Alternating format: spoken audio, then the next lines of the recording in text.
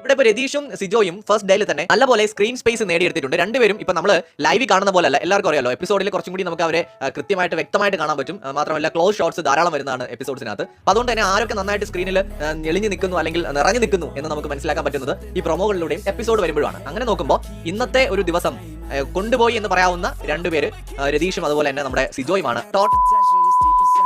നമ്മുടെ രതീഷിന്റെയും സിജോയുടെയും പ്ലാൻ വിജയിച്ചിരിക്കുകയാണ് എന്ന് തന്നെ പറയാം. അതായത് ബിഗ് ബോസ് മലയാളം സീസൺ 6 ബന്ധപ്പെട്ടുള്ള ഒരു പ്രൊമോ കുറച്ച് മുന്നേ ഒരു 1 hour മുന്നേ ഏഷ്യാനെറ്റ് പുറത്തുവിട്ടിട്ടുണ്ട്. യൂട്യൂബ് ചാനലിൽ പോയി കാണാം നിങ്ങൾക്ക്. ആ പ്രൊമോയ്ക്കകത്ത് നിറഞ്ഞു നിൽക്കുന്ന രണ്ടുപേര്, ഒന്ന് നമ്മുടെ രതീഷ്, രണ്ട് സിജോ. മൂന്നാമത്തെ ആളാണ് നമ്മുടെ എന്താ പറയുക ജാൻമണിയെ അങ്ങോട്ട് പോയിട്ട് പ്രൊവോക്ക് ചെയ്ത് ഈ ഒരു കണ്ടന്റ് കൊണ്ടുവന്ന സ്ഥിതിക്ക് നമുക്ക് ജാൻമണിയുടെ ഒരു ഗെയിം സ്ട്രാറ്റജി ആയിട്ട് അതിനെ കാണാൻ പറ്റില്ല. പക്ഷേ ഇത് അവർക്ക് ഗുണം ചെയ്യുന്ന കാര്യത്തിൽ സംശയമൊന്നുമില്ല.